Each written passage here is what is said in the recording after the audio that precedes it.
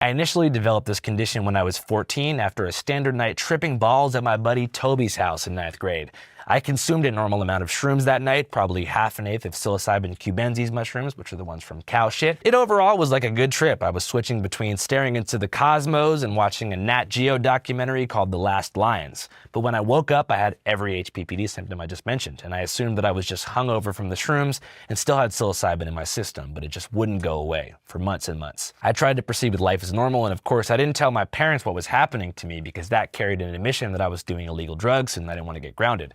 But months and months continued to pass and I was still stuck inside that broken TV screen, praying every night that I would wake up healed. Upon further research in an incognito window in Google Chrome, I learned that I had this thing, but there was very little research about HPPD at that time. This was 2013. The only scientific scholar who published anything about it really was Dr. Henry Abraham from the American Psychiatric Organization, who seemed to be the only person trying to figure out what neurological or ocular mechanism was causing this intense condition. He published a report called The Mysteries of HPPD, which through a series of brain scans suggested that it could be a disorder of the central nervous system that disinhibits a processing mechanism between the eyes and the brain. He speculated that maybe everyone's eyes are a bit broken, but psychedelics somehow destroy the corrective filter within the central visual cortex, which cleans up noise before sending it to the frontal lobe. But when I read this article as a 14-year-old, I didn't care too much about the neuroscience behind it. I wanted to know the cure. My heart sank when I read the concluding paragraph of his report, which said that symptoms are usually permanent, and that the only effective treatment measures were benzodiazepines like Xanax or diazepam.